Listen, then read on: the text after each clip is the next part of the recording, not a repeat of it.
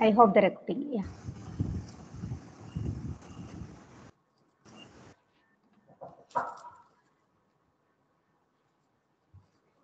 Good morning, all of you. On behalf of National Charities, FCRIT Vashi, a warm welcome to all for our session 5. It is my pleasure to welcome and give a brief introduction about our speaker, Dr. Shreelakshmi. She obtained her BTech degree from Government Engineering College, Thrissur, her MTech degree in Energy Systems and Engineering from IIT Bombay. And in 2018, she completed her PhD from IIT Bombay under the guidance of Professor Vivek Agarwal. Later, she worked with Electrical Engineering Department, NIT Calicut as ad hoc faculty, then in the same department as an DST Inspire faculty, and currently as assistant professor at NIT Calicut. Dr. Shreelakshmi is a recipient of the eminent Inspire Faculty Award in 2020. She is working on 2 funded projects from DST and SCRB. The project funded by DST scheme aims at developing a campus transport system using electric vehicle. She has developed an EV system which could run with supercapacitor bank.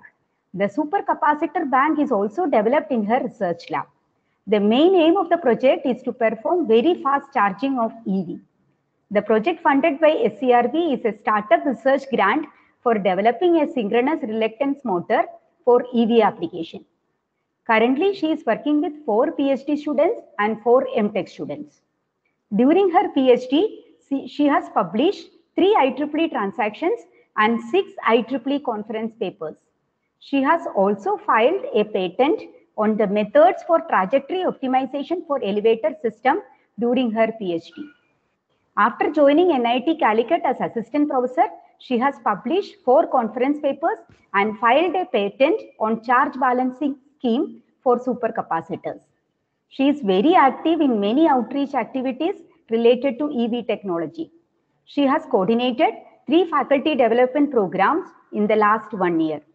Now, I would like to welcome Dr. Shreelakshmi again and request her to start the session on the programming of DSP. Shreelakshmi, it's over to you. Thank you, ma'am. I'll share the slides. Yes, I hope the screen is visible. Is the screen visible? Yes, Dr. Shreelakshmi. Yeah. Thank you, ma'am, for the warm welcome. And thank you to the coordinators of the FTP. They're all very dear to me for inviting me and giving me this opportunity to interact with all of you. So I hope I'm audible too, and my voice is clear.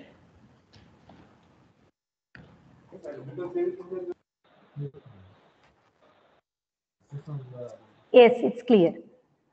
Yeah, okay.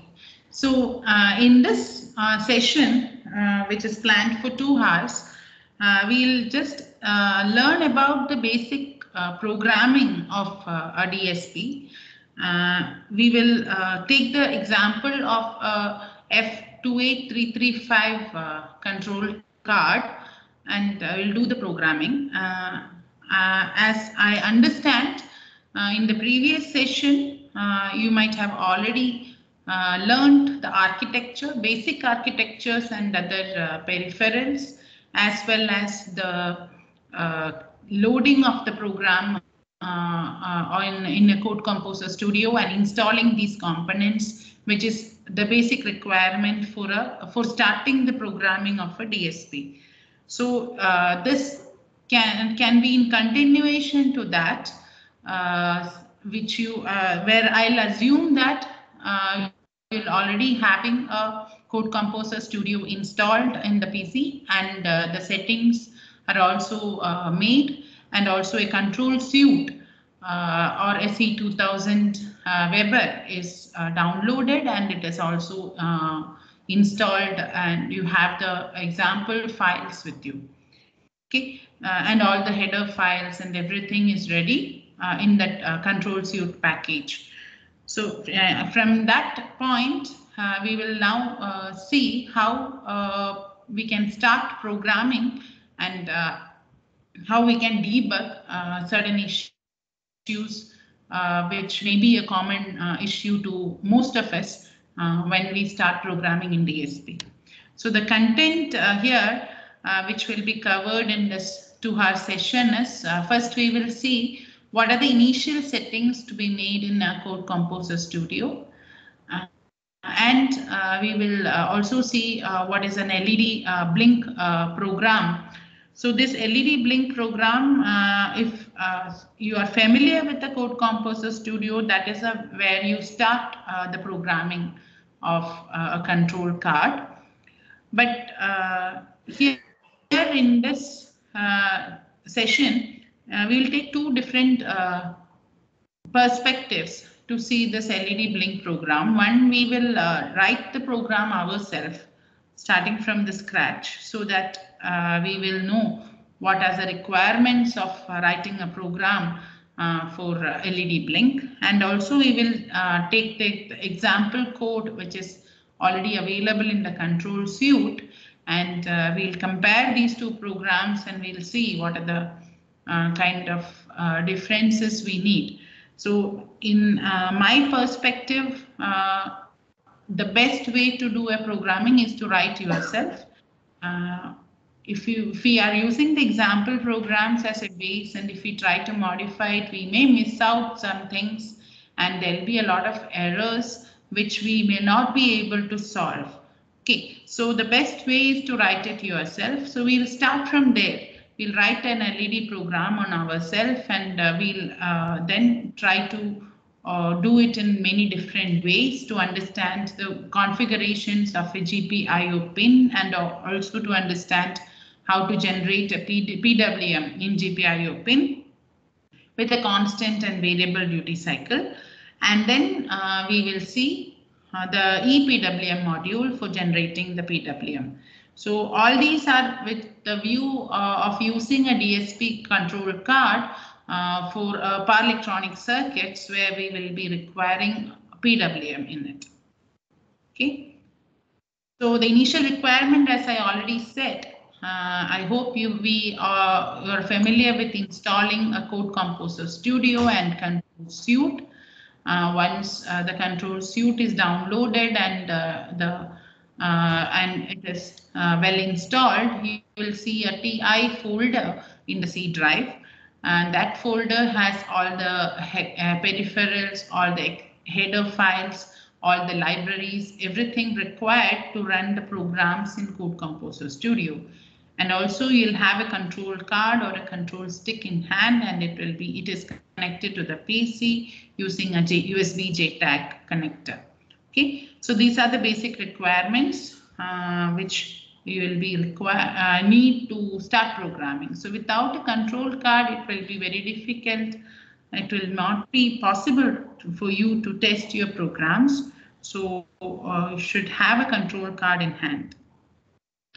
Now let us see how we can start with. So in the Code Composer window, when you see the window of the Code Composer, there will be a Project Explorer tab on this side. So this is a Project Explorer tab in the Code Composer Studio, and here you can right click and you'll see a new option here where you can select the CCS project, name that project, give some name to the project, and press on Finish. So you'll see that active project here in the Project Explorer window. And then, so this is how we create a new project. We are not importing an example file, or we are not taking already available projects. So what happens is, suppose we try to import certain example files. In many cases, the project files which we are importing may not be compatible with the version of CCS or with the control card version of the control card you are using. And sometimes it may so happen that it is not updated, and you will just end up with a lot of errors coming in this project file whenever you try to debug it. And it will take a lot of time for you to debug, as these errors may not indicate the name of the missing library or the name of the missing file, etc. Okay, so the best way is to generate a project on yourself and then make the properties on yourself so that you can include all the required files in the properties itself. You'll be sure that there won't be any error because of the settings. So now the error will only be at the code, which can be debugged very easily. So first, create a CCS project.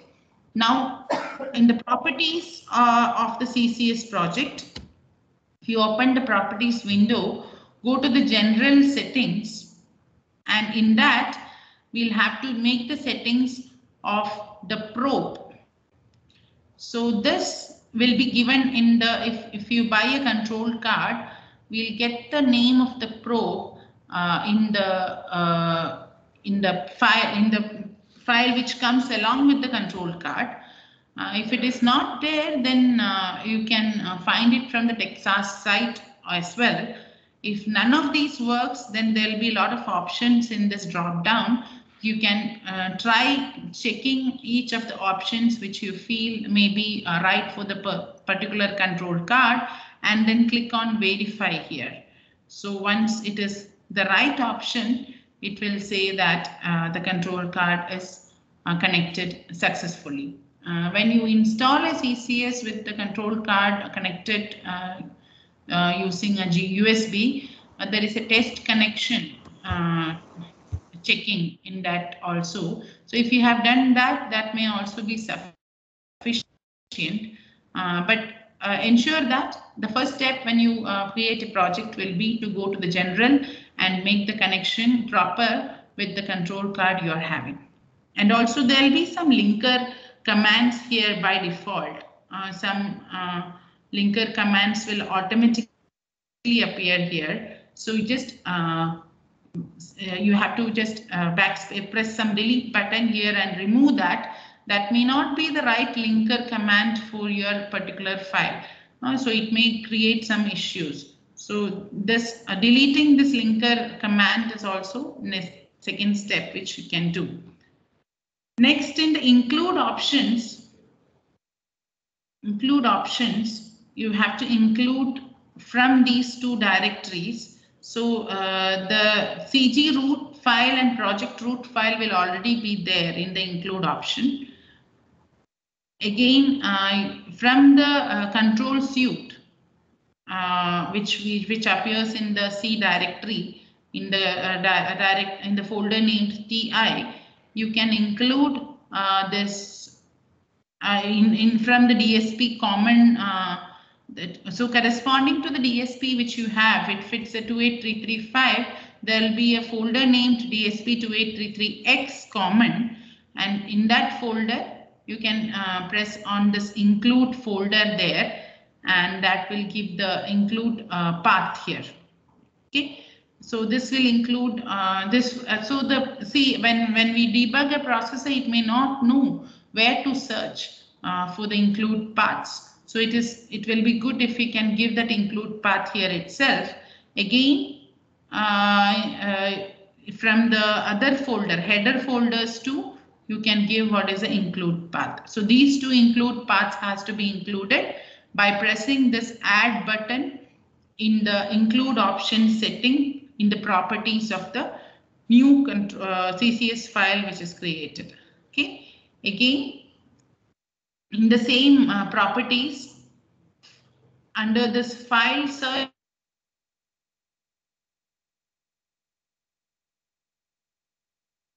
path as well as the library.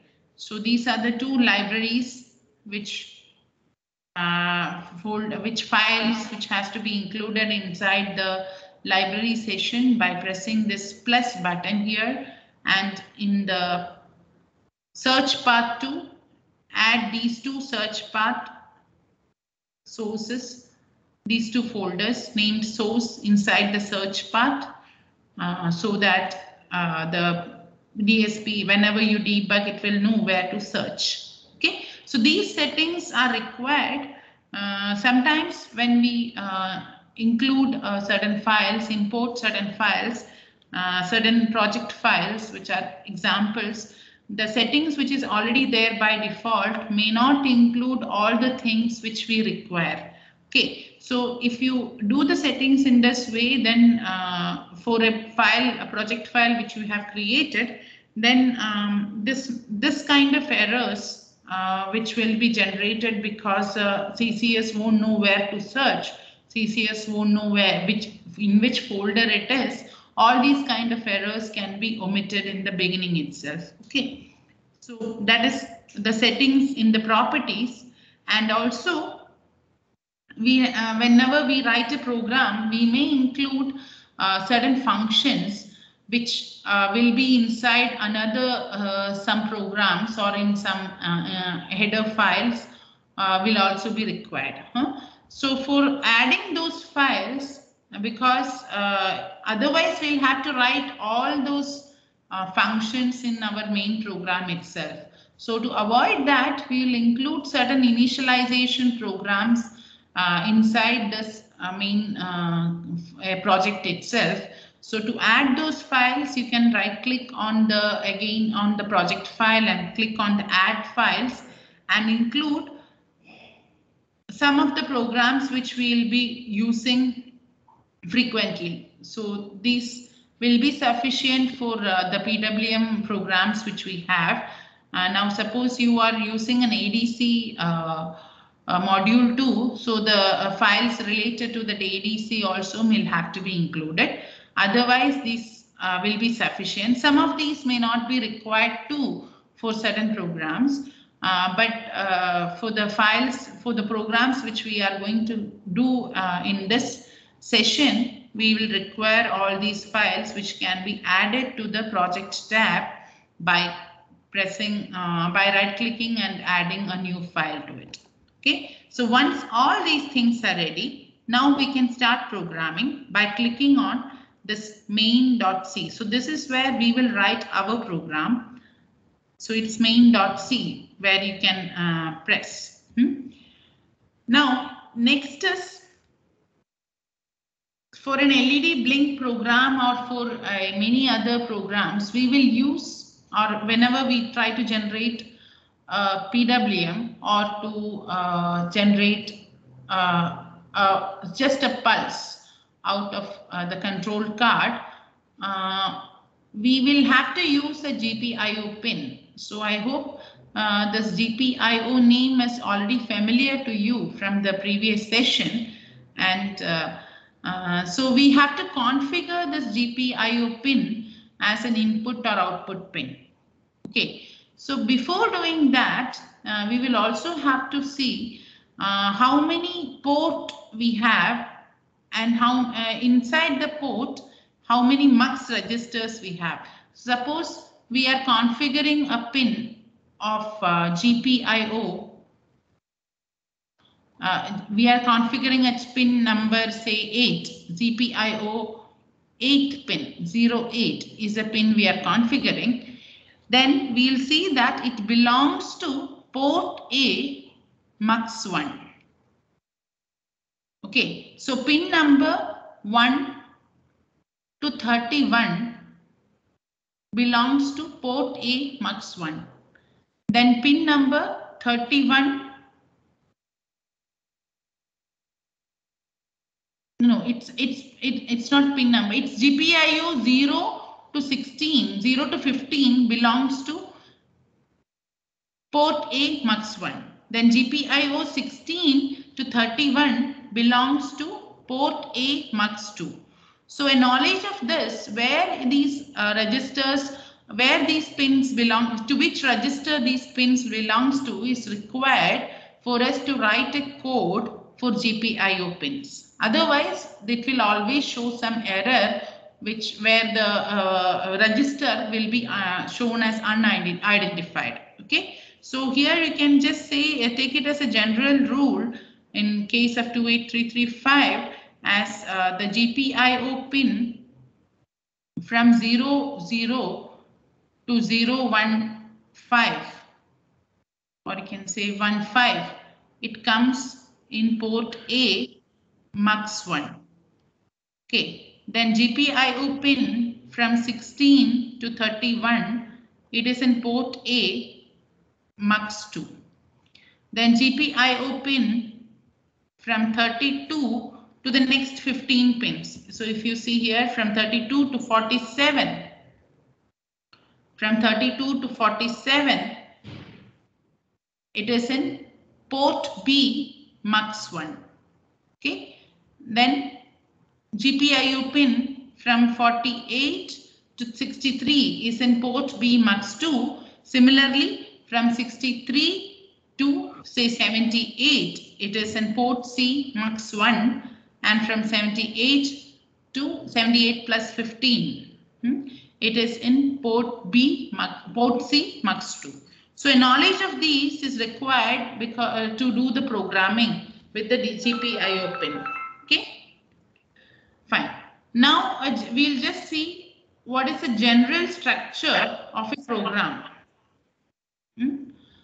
So any program, if you take whether it's a program in Code Composer Studio or it is a program in C file or it is in any other programming platform, it will have a general structure where we'll have some header files at the beginning, and then we'll have the variables and functions declared, and then we have a main function.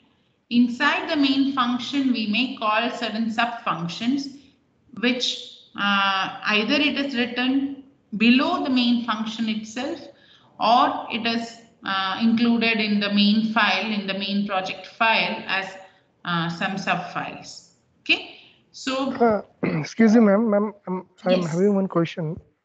Yes. This particular programming will support the C programming also, no? Which will support? C programming can be used here, no? Yes, yes. See, the basic keywords which you will be using here will be with the C programming. Okay. Fine. So if you know the C programming keywords like the for loop, if loop, while loop, and all other initializations, variable declaration, all those keywords which corresponds to a C programming is valid for a CCS platform, DSP programming too. Okay.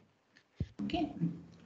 Yeah. So so just like a C program, this also has a structure which has main function and sub functions. Okay. So we are now trying to write a program in this basic structure.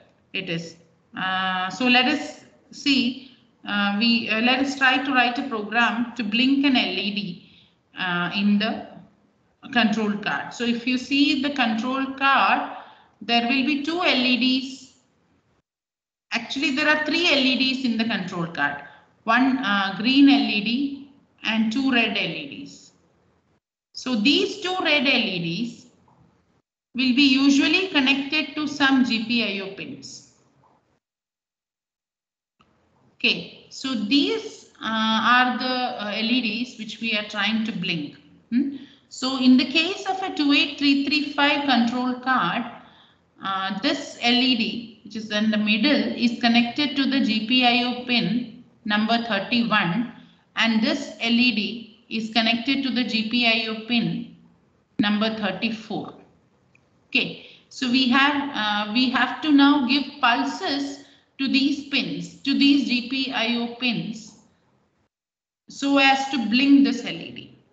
The pulses of various different duration can be given to blink these LEDs. Okay, so our ultimate aim is to give pulse kind of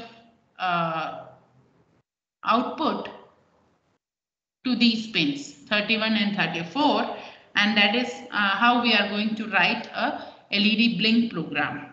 Okay, so let us start writing the program by including the main project file. Okay, and also then write the initialization. So in this program, we have inside the main function, we will be calling 3 different sub-functions, which we have named it as GPIO, delay loop, toggle. So these are all names given by us or given by me while we are writing it. You can give any name to it. Okay, so GPIO, delay loop and toggle are the 3 functions which is called inside the main function. Okay, and this init system control is a function which we have included in the main project file, which is the initialization of the whole system control. So this function has to be included in most of the files which we write in a CCS program. Okay, so other than that, we are calling this GPIO function, which is function written by us, and the toggle function from the main program. Now it goes to the GPIO function, which we have written as we want to change, we want to initialize the GPIO here. Okay, so to initialize that, either if you have included the GPIO.c file inside the main file, like what we have seen here, if here there is, so we have not included the GPIO file here. So we have CPU timer.c, default isr.c, epwm.c. These are all the files which we have. Similarly, we can also see that in the add button, you can see there can be a file named dsp2833x underscore GPIO initialize.c. A file of this name will be there. If that is included, then you need not write any initialization command here. You just have to call that function init GPIO from here. Okay, but since that file is not included, you can write the commands for initializing the pins of the GPIO. Okay, so when we try to do that, we have to write an ELO and EDIS. We have to write those comments inside ELO and EDIS. Okay, now here we are trying to change the pin number 31 as it is connected to one of the LEDs. Now we know that this pin 31 belongs to port A MUX2. Okay, so in the GPIO control registers, you have to go to GPA. This A corresponds to the port. MUX2, this corresponds to the MUX register.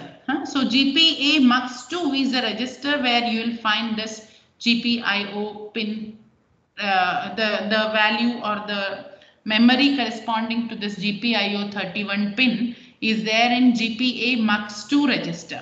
So a knowledge of where each of the pin belongs is necessary to write these functions. Okay, so in the GPIO control register, we are writing GPIO 31 as 0. That means we are, through these two, what we are doing is we are configuring GPIO 31 pin as an output pin. Okay, so it will be giving out some signal. So we are configuring it as an output pin here. Now once that function is written or it is called, now it will come back to the main function where it will call the toggle function here, which we have written here. So that is a second sub function, toggle. Now inside this toggle function, what we are doing is we are trying to generate pulses in this GPIO 31 pin. So here in the data registers of GPIO, hello. Yes. Can I interrupt you? Yes, sure. That GPIO 31 you selected, that we can select any random value, that any this. No, yes. See, we have we can select any GPIO pins except the 4 last GPIOs. You don't go to the GPIO pins beyond say 75 or so. Sometimes they are already configured to certain or they are connected to some other units inside the DSP. So other than that, up to 63, there is no issue at all. You can select any pin. But now our aim is to blink the LED on the control card.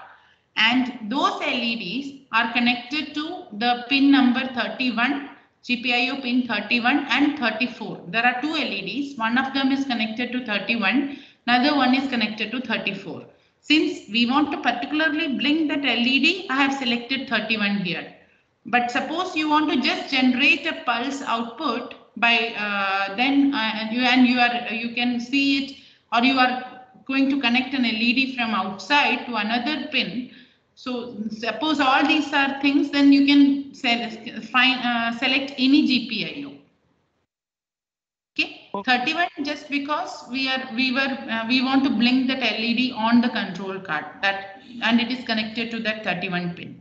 That's why. Yeah, and suppose that you mentioned that if we don't want to write this code, and if we select that file, in that case, how it will select which GPIO it will select as a default one? No, it will. So in that initialization file, we will have to write. Okay. Or we will then again we will have to overwrite. Okay. Yeah. So suppose so there is another. If you see the example files given, then what it will do is it will initialize all the GPIO pins as an output pin. So whenever you want to do the GPIO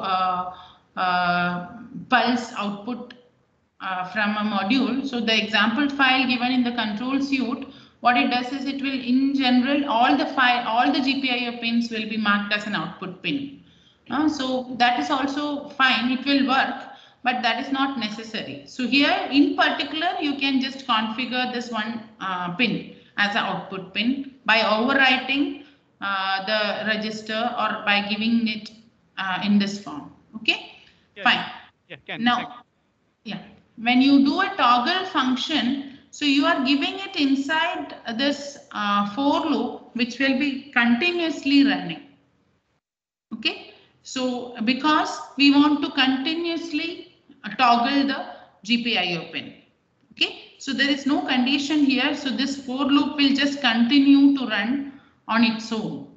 That's why we are writing it inside this for loop. And GPA toggle inside the GPA data register, when it is made high for this pin GPIO 31, it is giving the command that the output of the the value of the GPIO 31 has to go high and low or has to be toggled. Again, since this 31 pin belongs to the port A MUX2, we are giving GPA toggle here. This A corresponds to the port A for which the pin number 31 belongs. Okay, and so first it comes here, so it will toggle. That means whatever be the value, it will just take it to the opposite. If it was low, it will just take it to high. If it was high, it will take it to low. Suppose it was low, and at this point it has taken to high. Now after that, it is calling a delay loop, where a for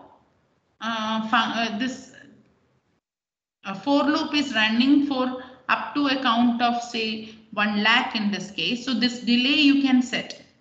So up to this value, this loop will continue. So up to that, this GPIO pin will continue to be high. And after this is counted up to 1 lakh, it will go back to this for loop as it is an infinite loop, where again the GPIO will be toggled from high to low, and it will then again call for the delay loop. Okay, so depending on the number which you write here, this frequency will be different. Okay, but always, since it's calling the same delay loop here, always we will have a 50% duty cycle. So this frequency we can adjust by adjusting this number. If you reduce it, it will become, the time period will become less, the frequency will increase. If you increase it, time period will become more and the frequency will decrease. So that way we can adjust. But since it's always calling this delay loop here, for every toggle, the duty cycle here will always be 50%. That means if it's on for 5 seconds, it will be off for 5 seconds. Okay, so we can see this is how the LED will blink in on the control card when you run that program there. Okay, and if you want to see the pulse, you can connect the GPIO 31 to the probe, and you can see it in a DSO where you will see the output. Okay, so here we have just modified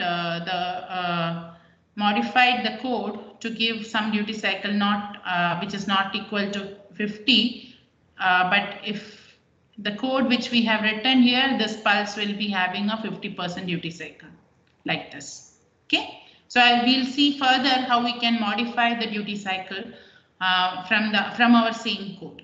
Okay, fine. So that was LED blinking with one single LED which was connected to GPIO 31 pin. Suppose you want to blink both the LEDs, GPIO 31 and 34, then inside this GPIO code function which you have written, you have to initialize both the pins as output pin. So GPIO 34 is also included here. Now GPIO 34, the pin number 34 belongs to port B mux 1, right? So since it belongs to port B mux 1, so here we are writing GPB, where B corresponds to port B and mux 1 here. Okay, similarly here it is GPB DIR which is written. So that is because this 34 pin belongs to port B. Again, in this toggle loop, for the pin number 34, we have to write it as GPB toggle as it belongs to port B. Okay, now both of them will be toggled, and after the delay loop, again they will be toggled. So what you get is two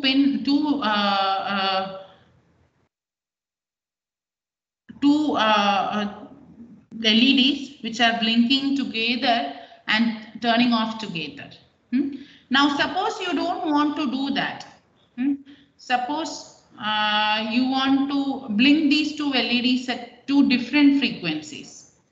Then what can be done? So here this is the output what you get when both the pins are or the code inside the toggle is written in this way with one single delay loop here.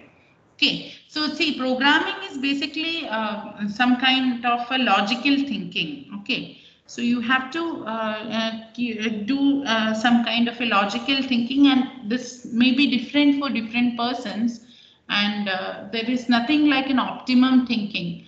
Only if you there are a lot of redundant steps and redundant things being run here and there, that will only be making a program very bad. Otherwise, it's up to you how to think and how to write. Okay, so but the keywords should be correct, and the initializations and the registers which you are calling should be correct to get the output. But otherwise, if I cannot tell you a way to do a programming, that is completely your own thinking. Okay, but we can have many options. So it's now an open for discussion. Suppose I want to have two different or I want to shift. I suppose I want an output at say GPIO 31 pin. Again, it is at 50% duty cycle, which is like this. And suppose I want to shift the output at the second pin. GPIO 34. So from this logic, from this code, how can we do that?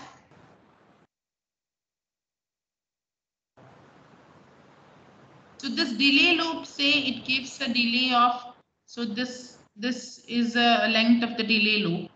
So say it is giving a delay of say 5 seconds. Okay. Now I want a phase shift of 2.5 seconds here. How can we do that?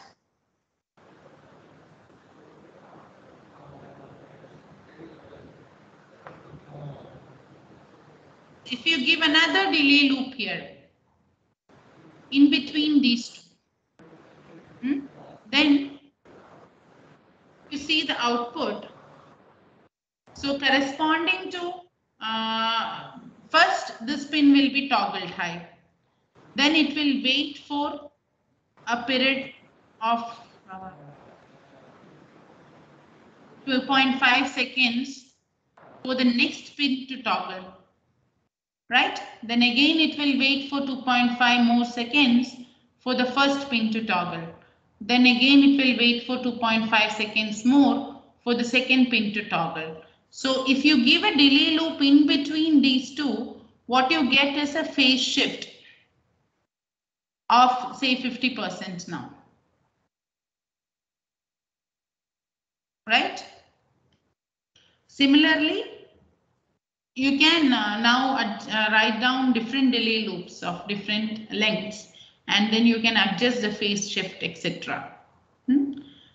So suppose you don't want a 50% duty delay, you want it to be delayed by only this much angle, half of it, 1.275 seconds. That is the only delay you want. Then the thing, what you can do, can create another delay loop 1 here, in which you can write a delay of not 1 lakh, say 50,000, maybe the count, and that can be called here, and the first delay loop can be called here.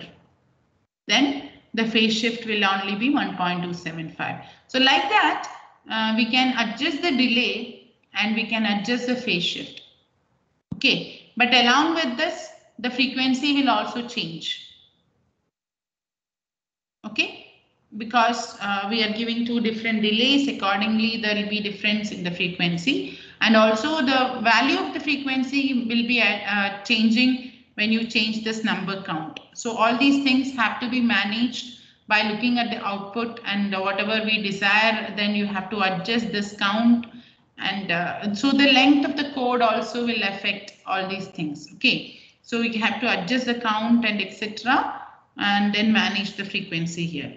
But it is possible to get output of two different phases by using a code of this kind. Now, since you are using toggle function here again, the duty cycle will be 50%. However is the phase shift, duty cycle is going to be 50%. See here, this is the delay for half cycle, and again if you give two delay loops here and a single here, then the delay will be even more. So accordingly you can just play with the delay loops and shift the function to get whatever is desired delay we need. Okay. Fine. Now, so this is one way of writing the code for a for this GPIO pin configuration. So this is not only giving us an LED blinking output, but it can also the output at GPIO 31 pin and the 34 pin can be used as a pulse output to give it to any circuit which we need. Okay, like what we have seen, we can just take that connection from the corresponding pin. 31 will be here and 34 is the second pin from here.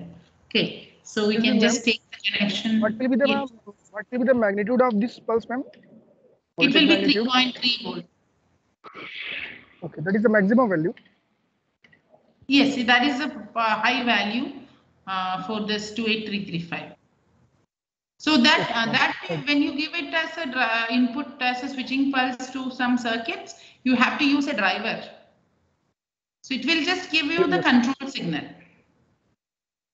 Okay. So gate driver circuit is required for that. You will have to use some driver circuit. Okay.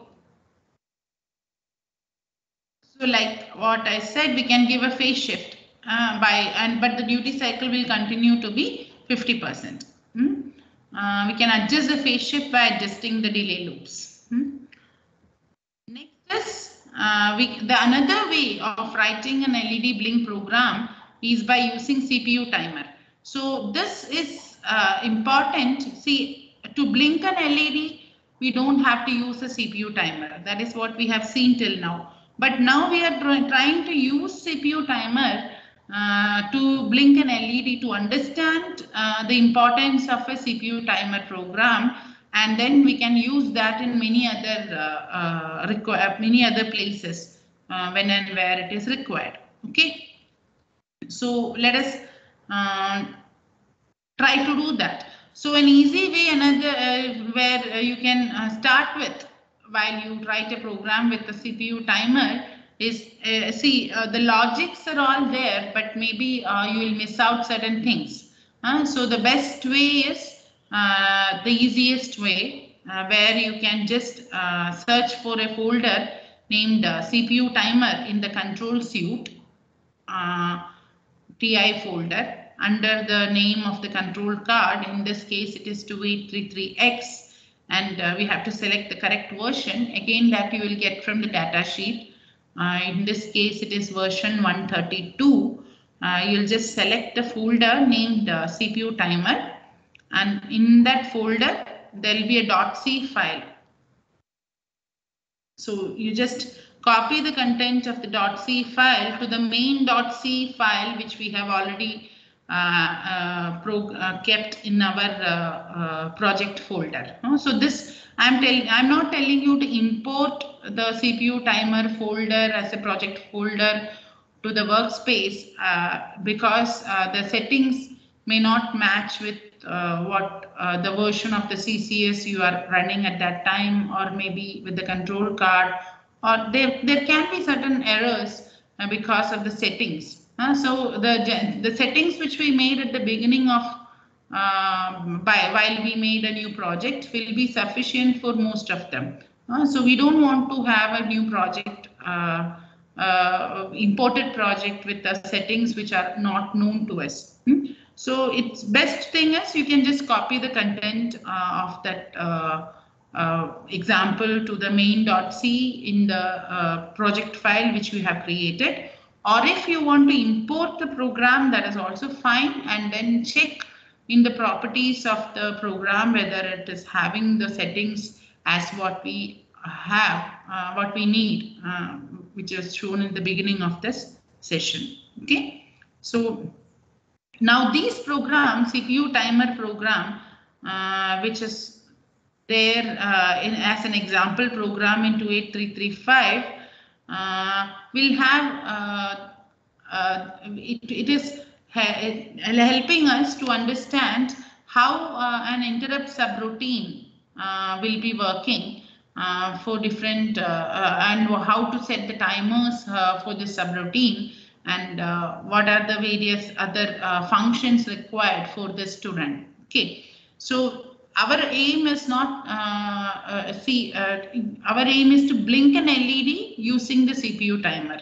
Okay, so we have taken the CPU timer example file.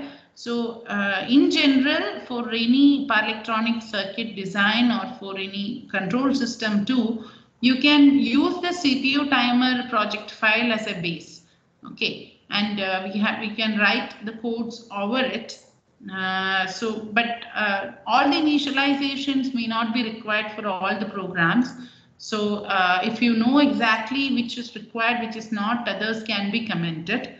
Otherwise, keep it as such. Okay. So here, this is the content of the CPU timer program, where there are 3 CPU timer interrupt subroutine functions, which is declared as an interrupt function here. And the initializations, as we did for the previous program, we need to initialize the system control. Then we need to clear all the interrupts. So that is done by dint. It's also there inside the program. And then initialize the PI control registers. Then clear up all CPU interrupt flags. That is done here. And then PI vector table is also called here. So these are all just to see the interrupts and all, whether it will be loaded in the vector table. You can comment them also if you don't want to use it. It's not required for all the programs. Then when you are using a vector table, you will have to remap it to the corresponding ISR. So if you see this vector table struct, if you just press the control button and right click on this vector table from the CCS window, you will see that tint 0 is corresponding to timer 0. Exint 13, this function or this variable is corresponding to timer 1, etc. So in this case, since we have selected the right example, these may be mapping correctly. Sometimes if when you run the example files and you see that there are certain errors, you just check in the vector table by just right clicking it on this by pressing the control button, and just check if these variables are corresponding to the same CPU timers or not. If it is not, then that may be one place where the error can come. Okay. Then initialize the CPU timer. So all these are there inside the code itself. Okay. We are just putting it here. So these are required. If you comment it, it will not work. So these initializations are required.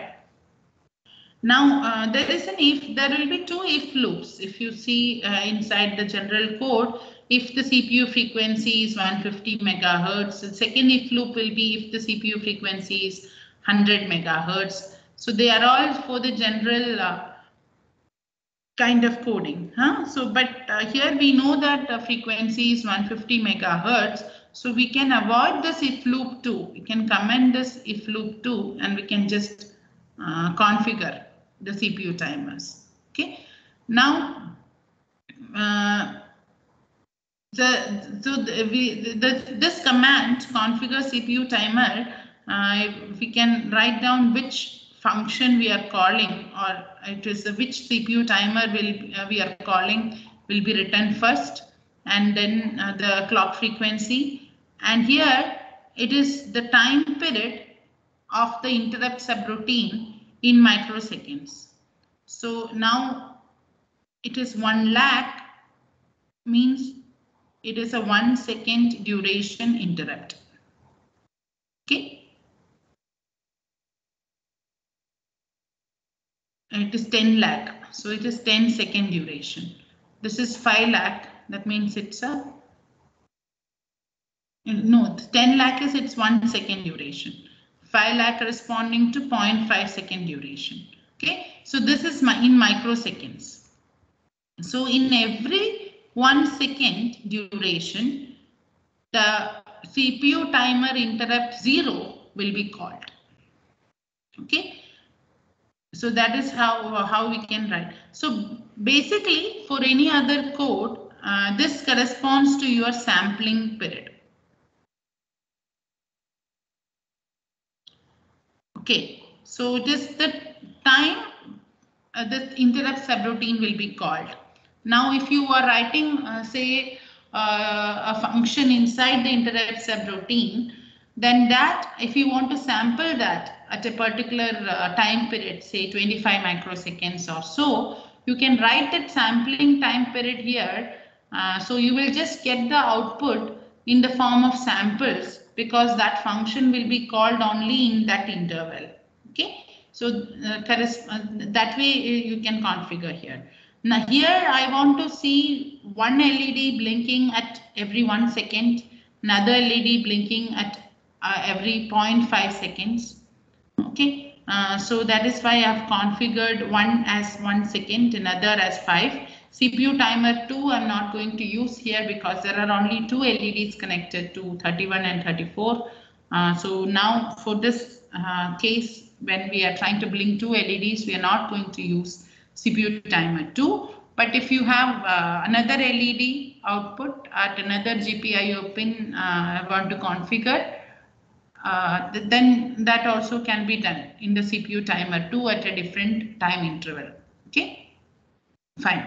So this is again the initialization. Then the initialization of the pins which we are going to use, the GPIO pins. So this is not there. This code is not there inside the CPU timer example.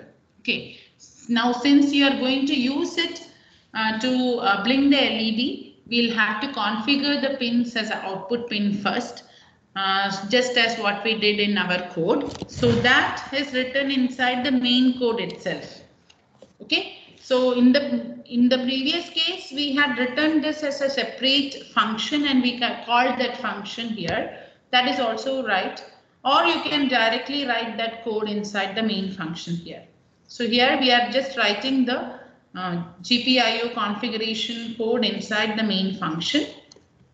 And all these IER, the CPU 0 interrupts, they are being enabled. All these are there inside the code itself. So other than that, you are just writing this GPIO input configuration inside the CPU timer example inside the main function. Okay. So here it's not pin 32, it is pin 31, and here it is pin 34 being configured as they are connected. Now we have, after the main code, we have 3 interrupt subroutine codes: CPU timer 0, timer 1, and timer 2.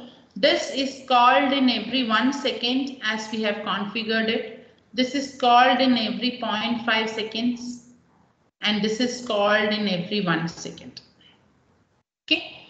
Now, what we are writing is this toggle code for the pin number 34 inside the CPU timer 0.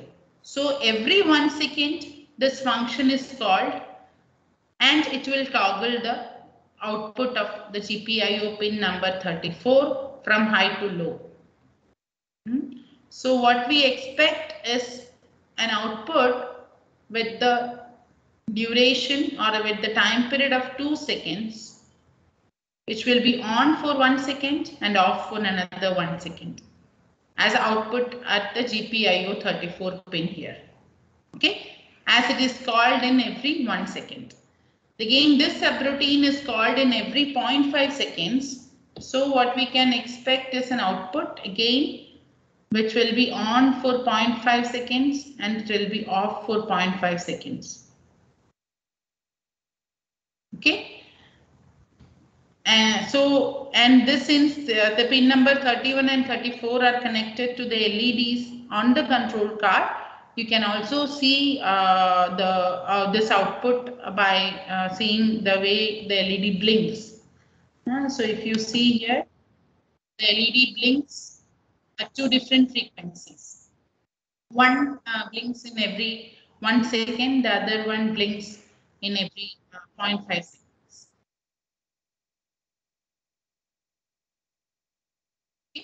And if you connect a probe to the GPIO pin number 30 and 31 here, you can very well see the output to have two different frequencies, the duty cycle will remain 50% again, but the frequencies in the first case will be 1/2 Hertz and the second case will be 1 Hertz.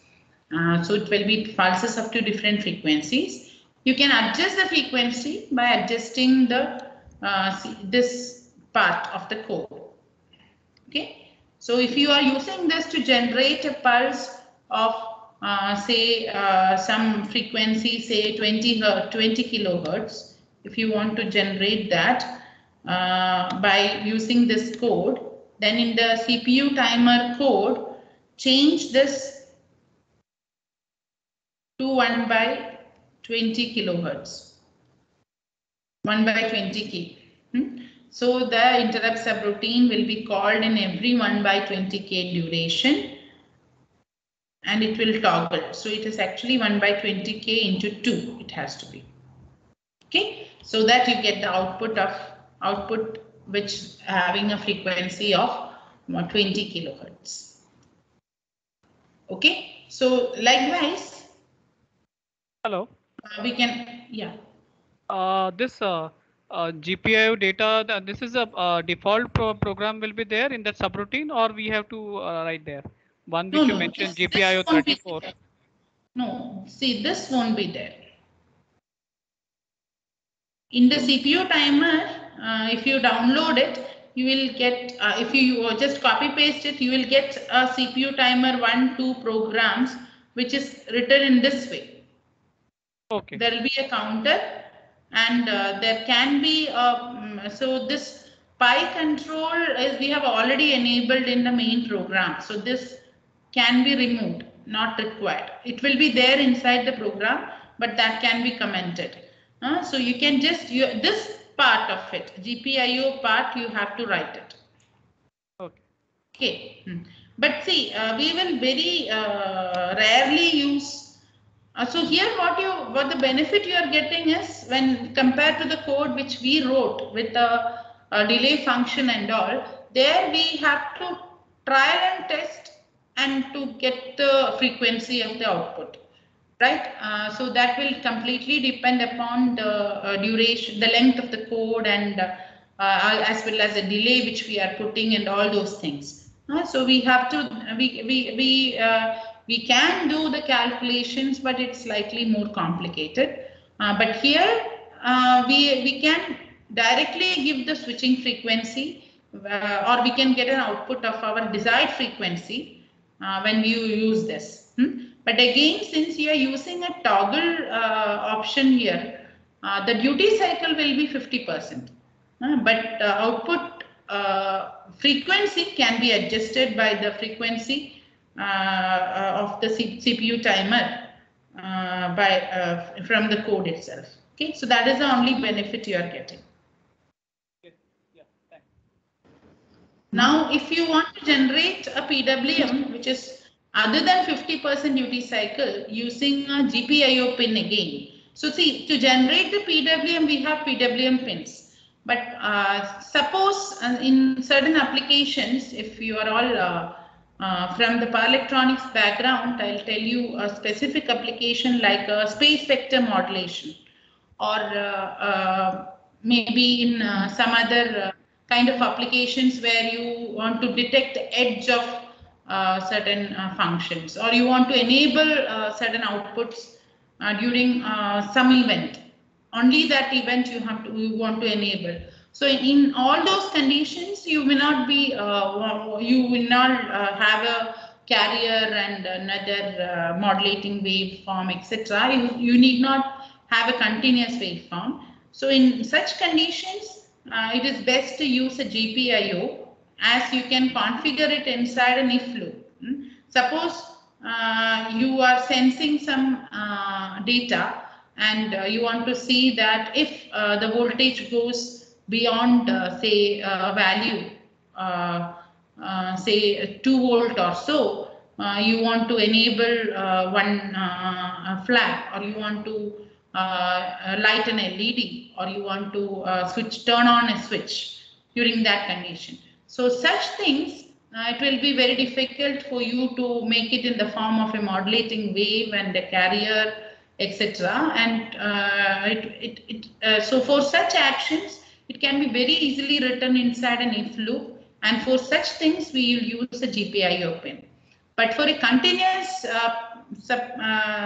PWM, when we have a modulating waveform and a carrier waveform, and for generating PWMs of that kind, we will use a PWM register. So that we will see in this session itself.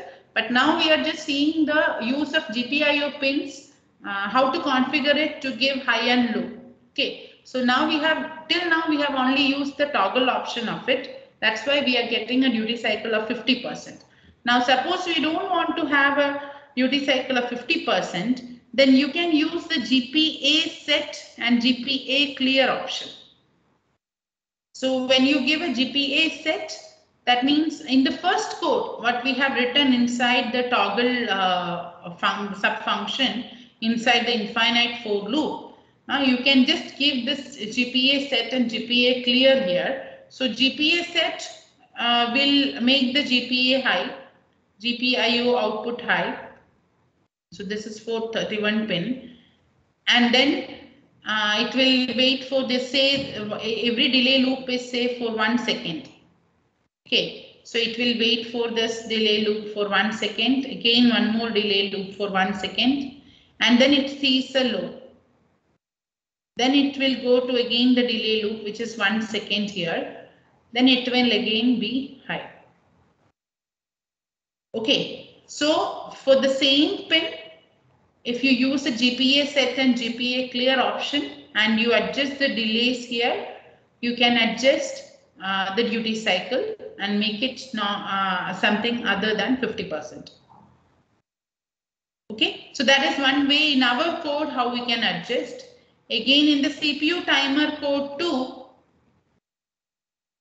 So here inside the CPU timer code, you can again do a set and clear of the GPA pin by giving some delay functions here.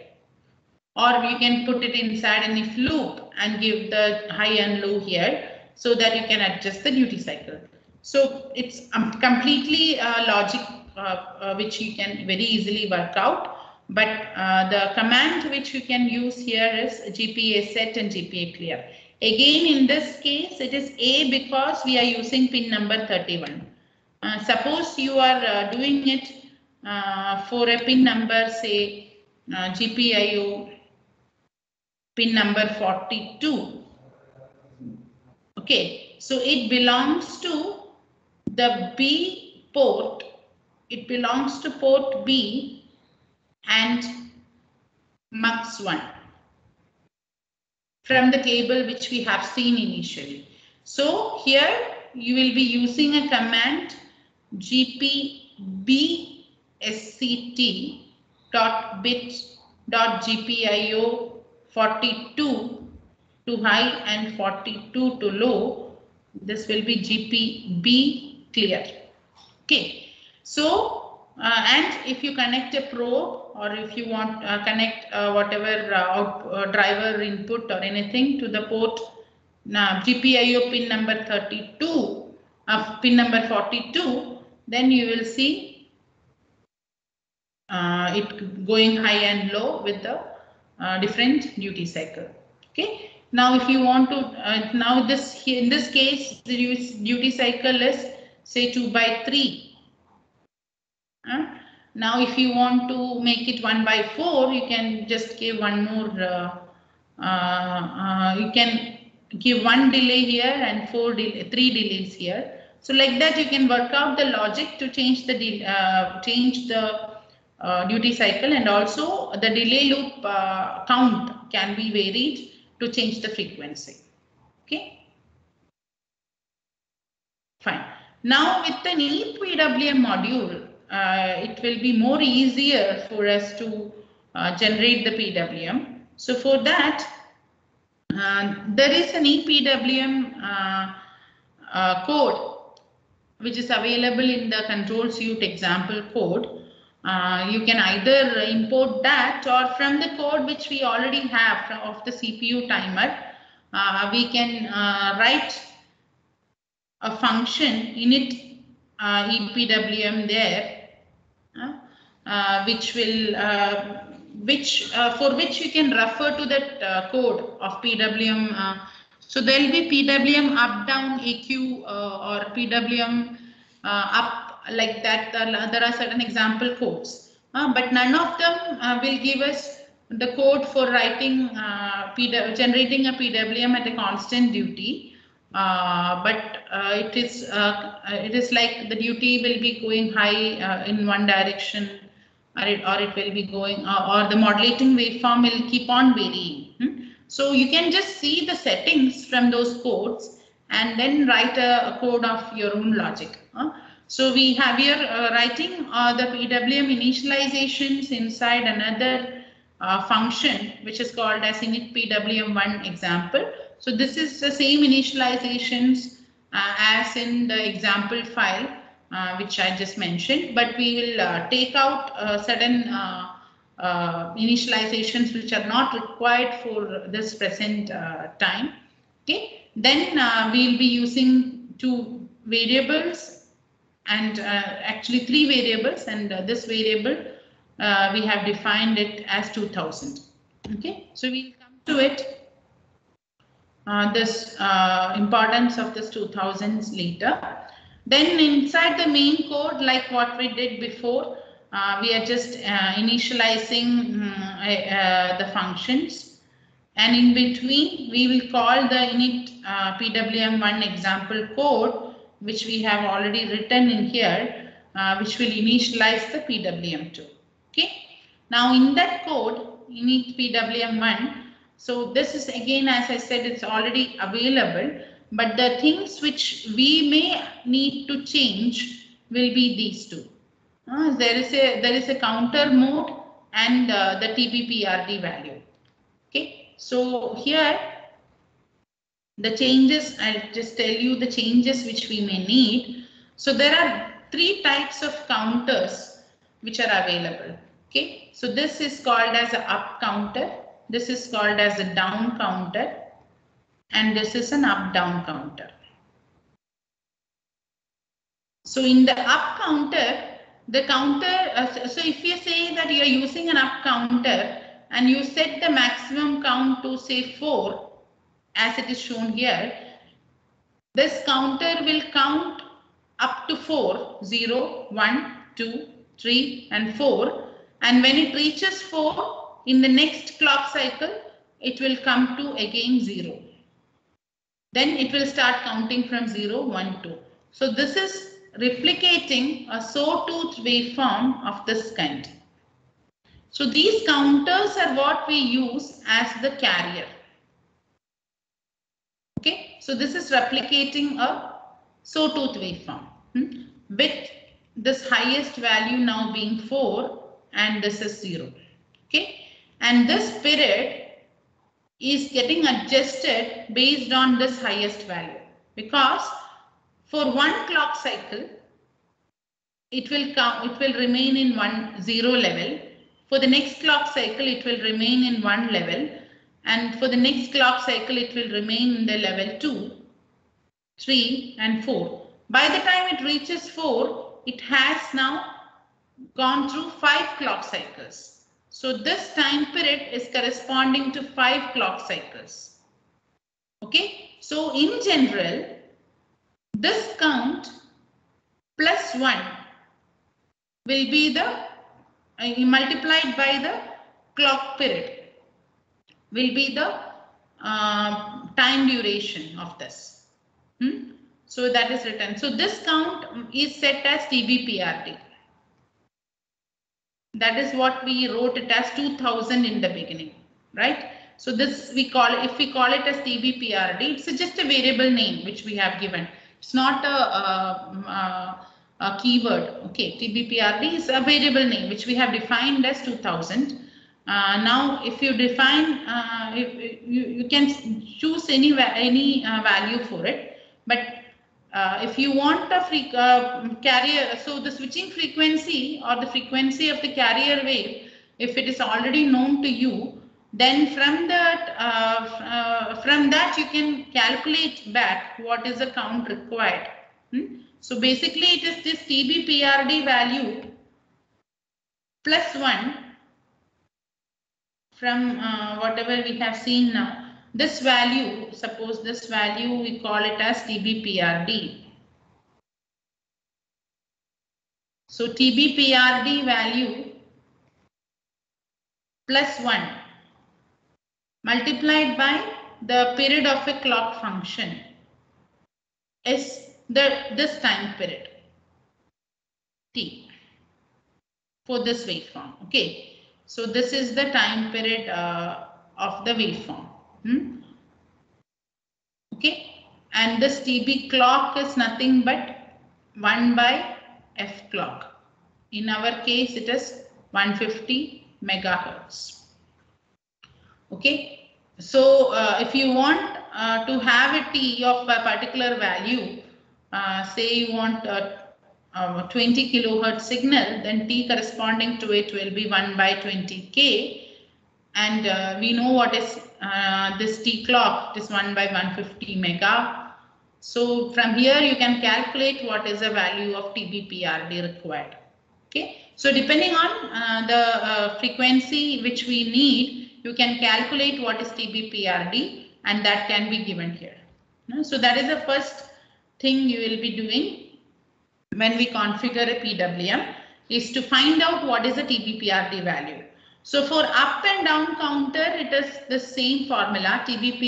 TPWM, time period of the PWM, will be TBPRD plus 1 into TB clock cycle. And where TB clock cycle is 1 by 150 megahertz. But when we have an up-down counter, here it will count up to the TBPRD value, and then again it will count back down.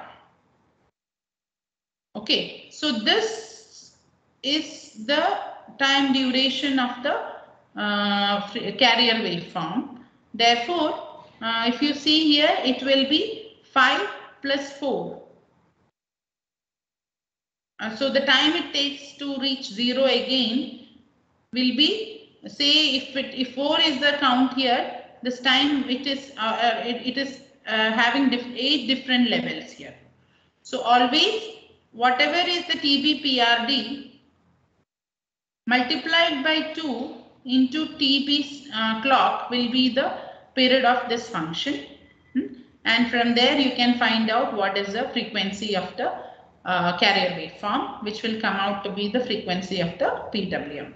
Okay, so for up down the calculation is different, but for up and down counter, which corresponds to sawtooth of this kind and sawtooth of the other kind, this way.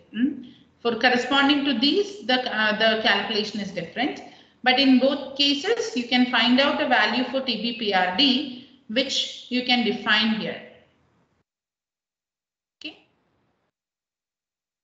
Now, what we do is we will give a duty, another value here, duty value.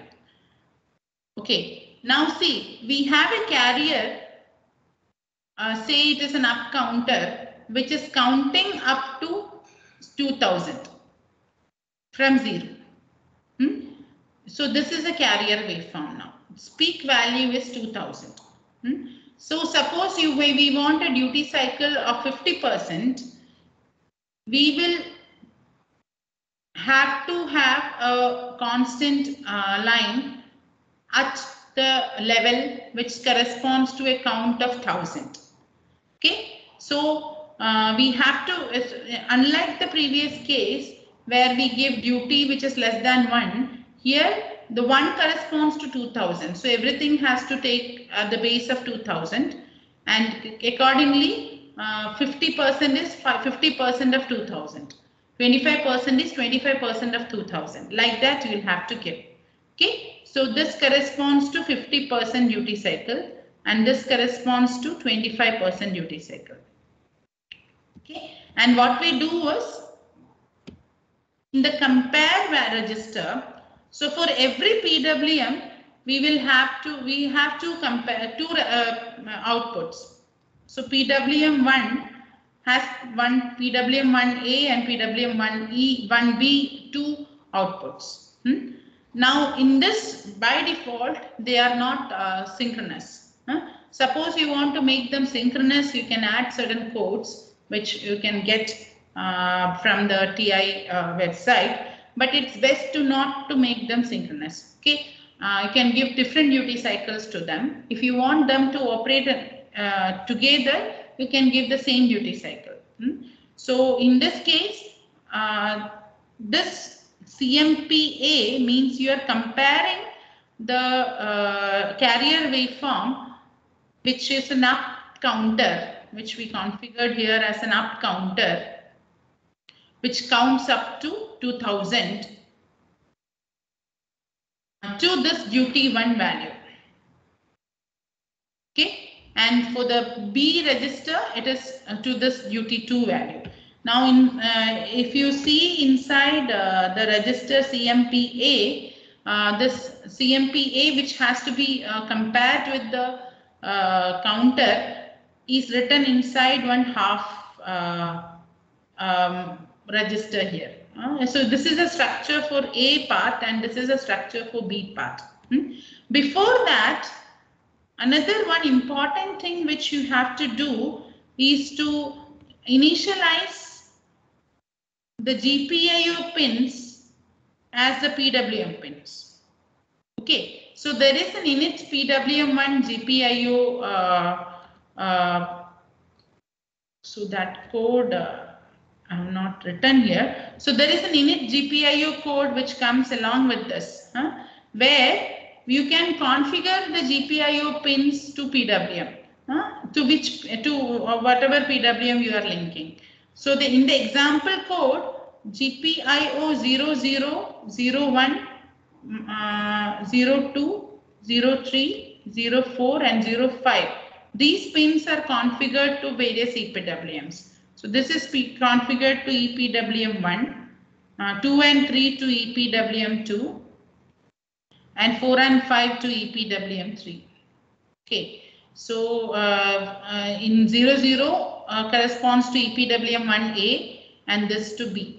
Okay, so when we write this code to compare the EPWM1 register with the duty 1, it compares and the output appears in pin number 00 as we have configured it in that way. Here it appears at the pin number GPIO pin number 1. Okay, 01.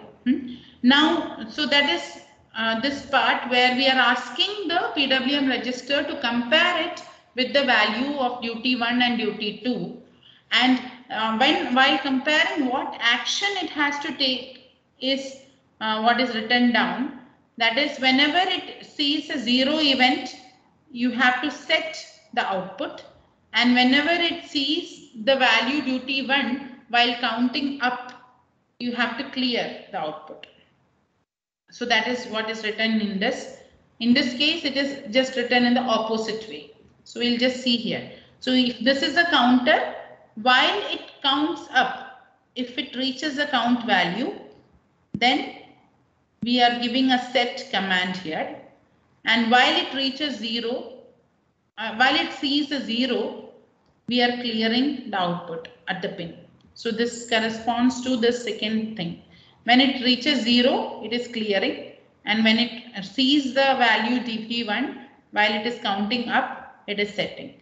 So you can adjust this value of duty 1 to adjust this duration for which it is turning on or turning off, or to give whatever is a duty cycle at the output. Now, as we said, this is corresponding to 2000. So the maximum value you can give to this duty is 2000 here.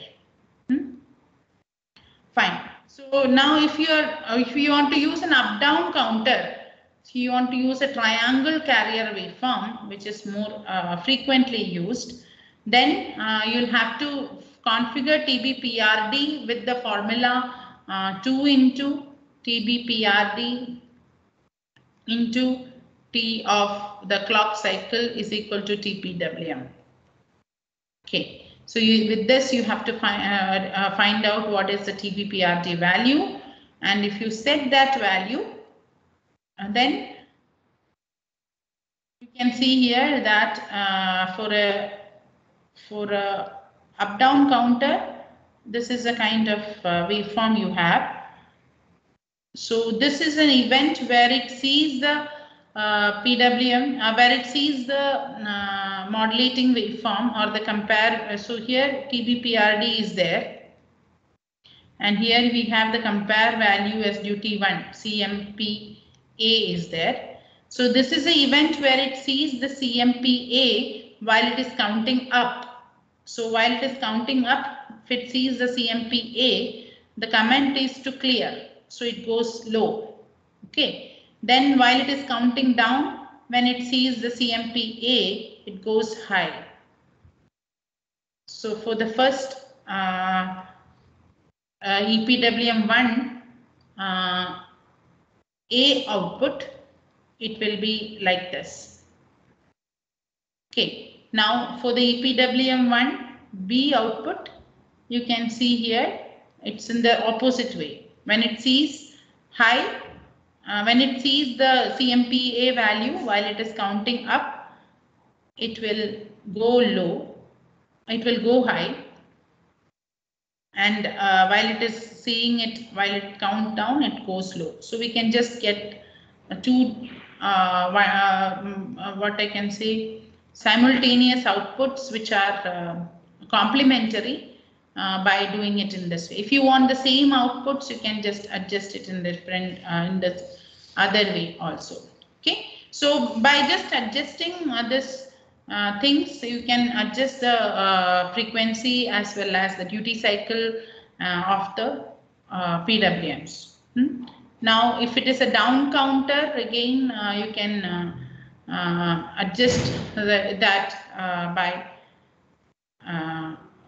just seeing that when it counts down. So in that case, if you see, if you write CAU, then it will never get cleared because there is no up count here.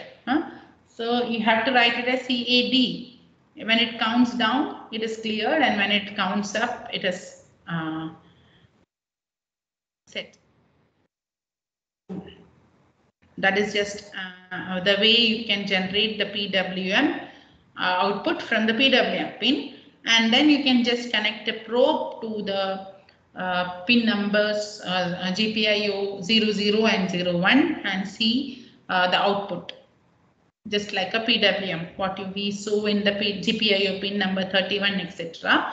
But here the benefit is that you just have to give the compare value and TBPRD value, so you get the output PWM at a particular frequency. You don't have to worry much about the delay cycle as well as the calling of the CPU timers, etc.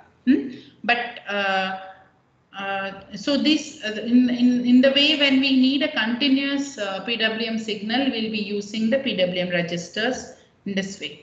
Now just an example of generating a sine PWM using the same CPU timer code which we used as a base code on which we wrote the PWM code. So we have the TBPRD marked as 2000, say, and I'm trying to generate a sine PWM. Okay, so we'll use certain variables which is declared here, and now these variables have to be updated inside the CPU timer itself, because we are going to do like a sampling. So we will need different samples of the sine values. So to do that, the best way is to write the sine function inside the CPU timer interrupt subroutine. So the time duration in which you are interrupting it will be the samples which you get. Okay. Fine. So in the CPU timer code, you will just initialize a PWM2, and this init PWM which we have already seen, that code can be written there, and we want samples at every 60 microseconds. So we are configuring the CPU timer 0 to to interrupt at every 60 microseconds here. Okay, and these values can be written. It's initialized as omega is initialized as 2 pi f, where f we are fixing at 50 hertz. We can keep it floating too. Now we are just fixing at 50 hertz, and then the sampling period, as we have written it as 60 microseconds, we are keeping writing the same here and enabling t to 0. X is a variable which we will be using. So I'll just show you the code which we can write. We'll just we'll just increment the timer here, and omega t is a variable. Okay, so it has to be written configured as omega multiplied by t, and then sine omega t function we are using. Since we are using a sine function here, you have to include math.h in the header files. Okay, otherwise it may not take the sine function. And then see, our count is not we cannot count from negative values. So the sine variable 1 will be going from -1 to +1. Okay, now if you give this, so for doing a sine PWM, we'll have to give the sine function as a modulating waveform. Now, if you give this sine function as a modulating waveform, it is only having a high value of 1 and -1. But our carrier has a peak of say 2000 here.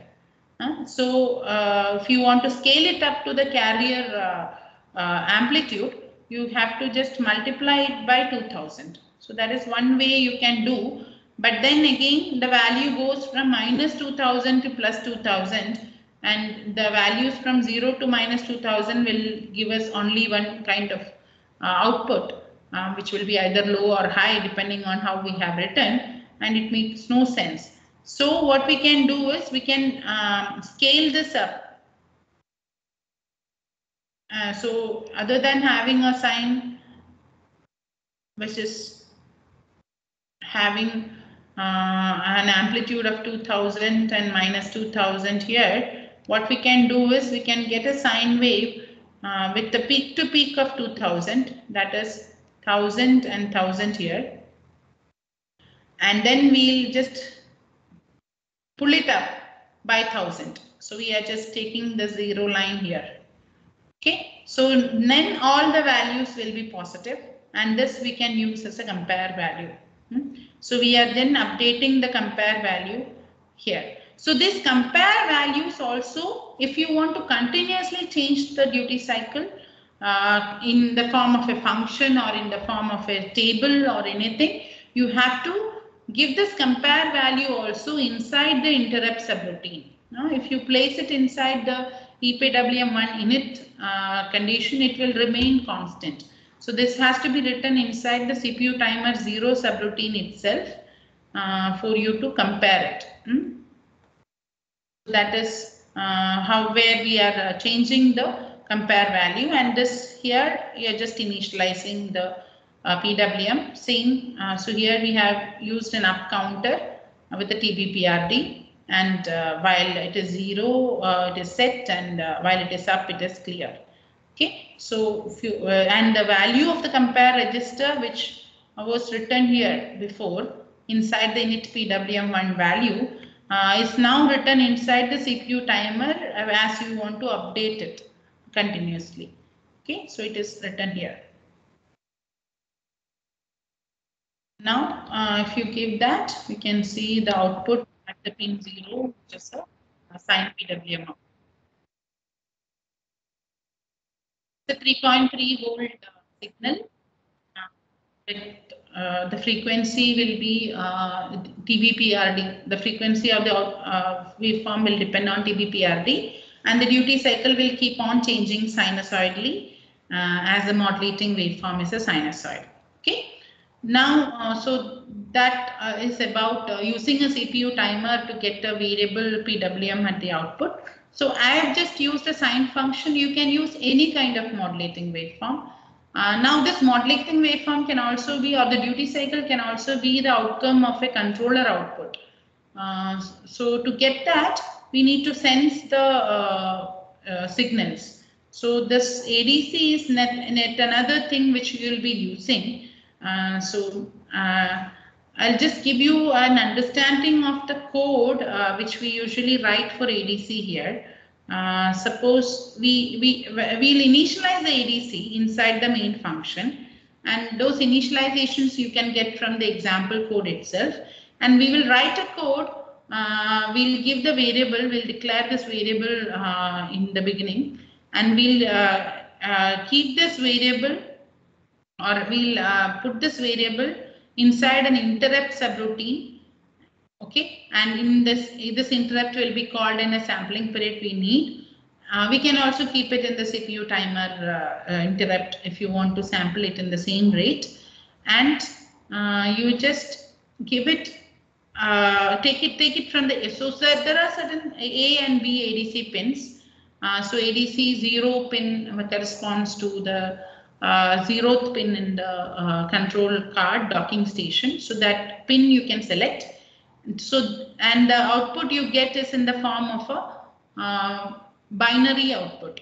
Okay, and we know that ADC pin, you might have seen it when you saw the architecture. It's a 12-bit resolution. Okay, but what you get at the output or from the ADC register is a 16-bit output. So you have to shift it by 4 to make it in the format of a 12-bit. So if you don't do this shifting by 4, you will end up getting wrong results. Okay, and then the output is a 12-bit output. Therefore, you have to change the resolution or change it to a voltage value by dividing it corresponding to the 12-bit 4095 value.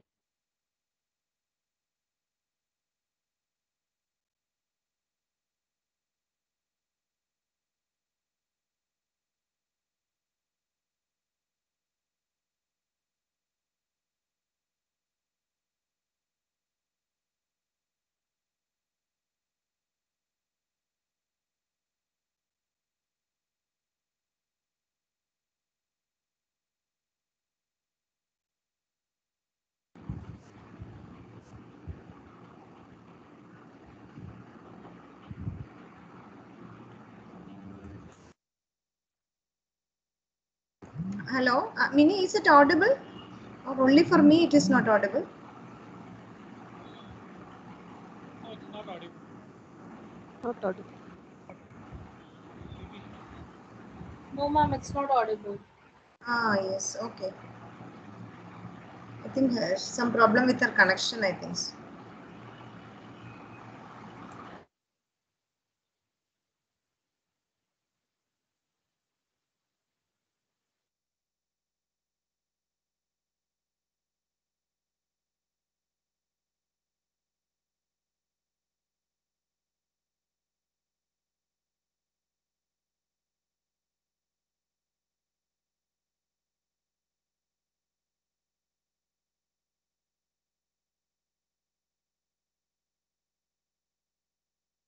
There was some connectivity issue, I guess.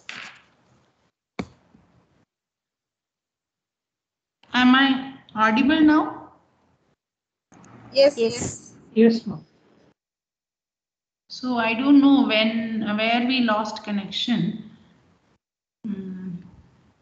I hope it was here in the slide. Yes, ma'am. Yes, ma'am. Okay. So we have to shift the output by 4 bits to make it a 12-bit resolution. That's why we write it this one. And so suppose you are sensing 100 volt. So you cannot give 100 volt to the pins of the DSP. So you will scale it down to say 3 volt. So I'll just take it as 300 volt, for example. So you are scaling it down by a value of 1 by 100. Okay, to 3 volt, and this is what you are giving to the DSP. So what it reads is in the form of a binary corresponding to that. Okay, so that is what comes as a PV voltage variable. It will come, that value will come to this PV voltage variable. Okay, then so the maximum, if you give 3.3 here, so the maximum will be 4095. So that divided by 4095 multiplied by 3.3 will give you the corresponding value.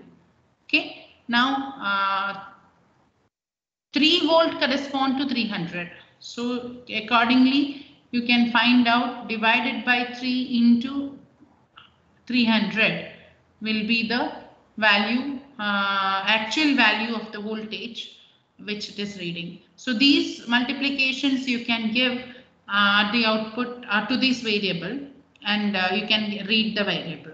Okay. So suppose it's a 48 volt which gives 3.3 volt at the terminal, then it's 48 by 3.3 into 3.3 by 4095. Suppose it's scaling down to 3.3, there is no issue. You can just divide it by 4095. If you are scaling it down to a value lesser than 3.3, that has to be. So that scaling has to be done. That is only the thing which I want to highlight here.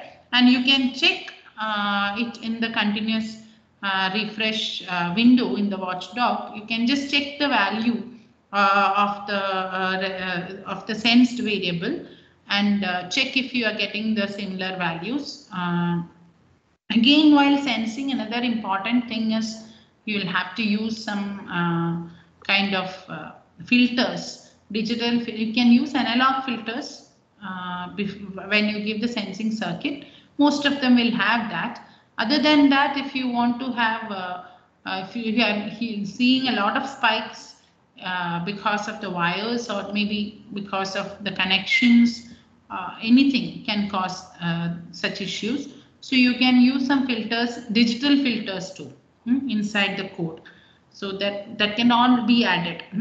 Another thing is, if you want to sense a AC waveform, you cannot give a negative input to the pins. So what you do is you'll shift it up and then you will sense it, and then you can scale it down. So you'll shift it up and that is what you sense, and then you will be scaling it down to get the original waveform. So that is how you can do. So using the ADC pins and sensing it is one very basic step you have to complete before we start with the closed loop control.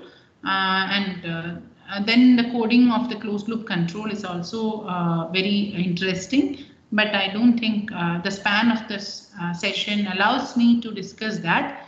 But there are no much example codes available for that. You just have to use some memory element and do the coding. But that is available if you search in the TI forums. People have discussed about those codes, and if still there is any problem, the best way to do is to try it yourself. Otherwise, if there are certain other setting issues or some other problems which you cannot identify, you can always contact me. Okay, so with this, I think I'll just wind up the session. So the main takeaway from here is that it's not a very big thing. It's not coding is it's like CCS and these DSPs are all just tools which we are using for our own purpose. So we are going to master them. They are not going to rule us. So that they're not tough. They're not. They're very easy to understand and very easy to code and very easy to debug too. And it's a basic C programming and the logic which we need to have, and we need to understand the keywords of C programming to understand the code. That's all. Okay. But the best way to learn programming is to do it yourself. So have a card, control card and CCS in your laptop or desktop, and try different types of coding yourself, different types of thinking. So in that way, you develop different types of thinking, logical thinking, as well as when you debug certain issues, you will find out the kind of things which settings which you can change, the files which you have to include, all those things you can do. Okay, so thank you so much for listening to me. If you have any questions, You can ask now, or my mail ID is given. If there is anything which comes up later, you can always contact me. Hello. Yeah. That PWM that you mentioned, that duty, that two duty that waveform, that whether it is really required as to mention, go with that. No. We can go with one single duty too. Because if we go with a for PWM for the inverter also will require the duty cycle will be same in that case. See, for a leg we will need a duty cycle complementary. So there is one initialization which we can do, which will automatically give the complementary output at A and B pin. But then in that you can also initialize the dead time if you do that, if you are doing it specifically for an inverter. Otherwise too, if you can give the same duty to PWM A and PWM B, and then you can set the events as two different things. One, if it is set and clear, if you give here one as set and clear and one as clear and set, then it will become complementary. Yes. Okay, so that way also you can do. You can give the same duty and give two different actions. Yeah, and this for three-phase PWM, if you have to give, then we need to introduce that phase shift also, no? That case. So you can use three different PWM pins. So here we have configured 0, 0 and 0, 1 GPIO. You can use 2, 3, 4 and 5. And then the sign function which you use, no, this can have the phase shift. Okay, yeah. And you can give three sign values. Yes. Sorry, yeah, thanks. And then this overall, if we want to structure the program, let's start from the initialization, and then suppose if you want to go with the PWM, and then we have to take the output also as a ADC. How to go with that sequencing of a program? Because it should not happen that one sequence will happen before the second program to initialize. So what way that sequence has to go interlink with that? Because here interlink with suppose if you are doing with the CPU timer, then initialization will be first, and then CPU timer will be there. PWM, and then how to link that over a program. How to place it one after the other. That is what positioning with that. Yeah. Okay. See, mainly if you are having a CPU timer subroutine being called, then initializing CPU timer can be the first thing you are doing. Most of the times the registers which you call for an ADC, PWM, CPU timers, they're all different. So even if the sequence changes, it is not going to affect the running of the code. In general, in the way you are writing the code, you can initialize. If you are calling the CPU timer first, you can initialize that. Then if you are writing a code for a PWM inside that, then you can initialize a PWM. Like that it can go. Most of the times, I don't think all these initializations calls the same register multiple times. So that very rarely happens. So that's why the sequence may not affect the code much. Yeah. And another thing is, if you go to the CCS window, I cannot show you here because I have it in my desktop. This is my laptop. So if you go to the CCS window, there is a step-by-step debug button in the CCS window. I'll just show you if I can in the first screenshot, if it is there.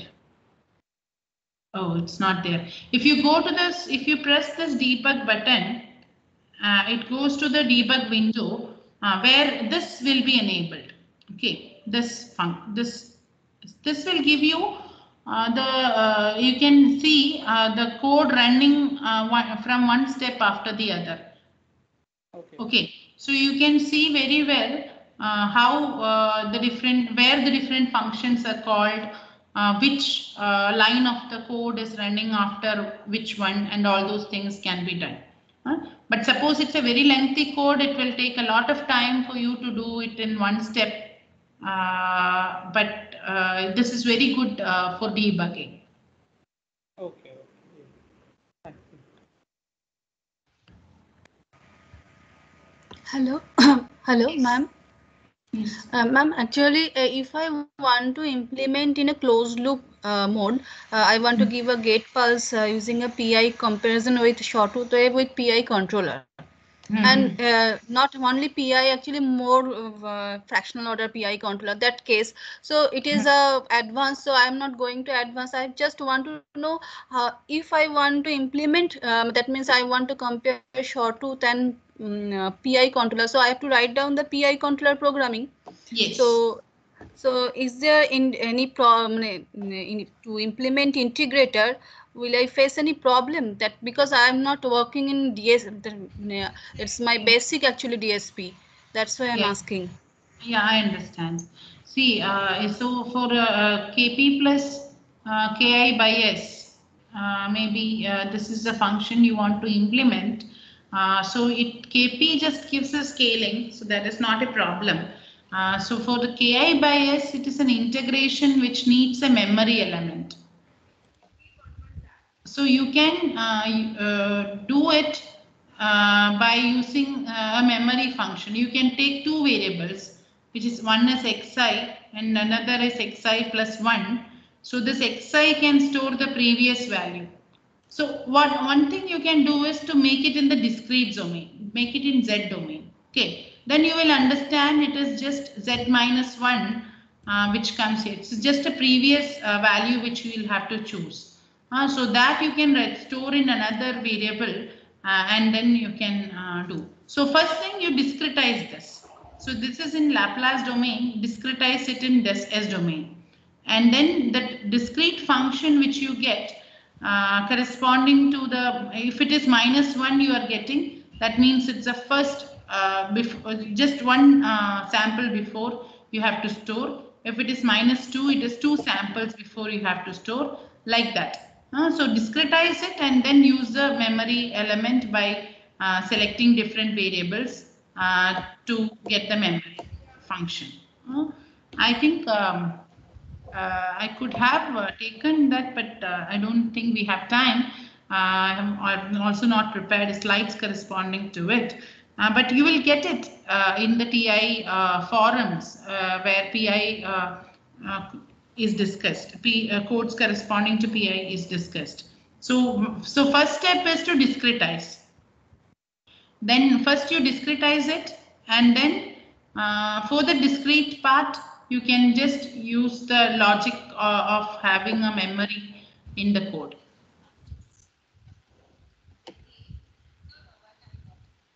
Okay. If you try to do it, and if you face any problem, you can always contact. Okay, ma'am. Thank you, ma'am.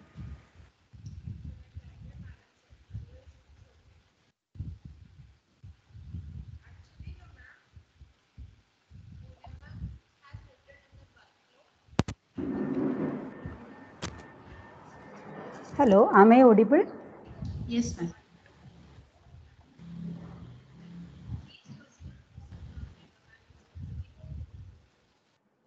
Ma'am, will you be able to switch on the video for some few minutes? Sure. Yeah. Sure. I was not sure whether I was audible at that time. Yes, ma'am. You're audible, Vinny. Okay, thank you. Hi, thank you, Shreelakshmi. Thank you. Participants, if you have any other further questions, please feel free to ask. Okay. I hope I can wind up the session. Thank you so much, Dr. Shreelakshmi. Yeah. Thank you so much, Dr. Shreelakshmi, for accepting our invitation and for giving us a very detailed insight into the programming aspect of DSP. It was in perfect synchronization with the previous session by Dr. Prajov, starting from the significance of Code Composer Studio to include the available project headers as per our requirement, then the mapping of GPIO pins with the external build. Ma'am, the detailed explanation of writing LED blinking program starting from the scratch really helped me to understand the DSP programming aspects. It was really very interesting to know the code for initialization of GPIO pin, CPU timer, etc., and how to change the program to get the desired phase shift, frequency, and the duty cycle using both GPIO pins and EPWM. Once again, I would like to thank you, ma'am, on behalf of FCRIT Electrical Department also for this insightful session on the programming of DSP. Thank you, ma'am. Thank you so much.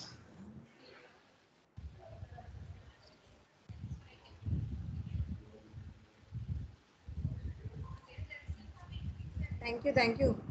Thanks.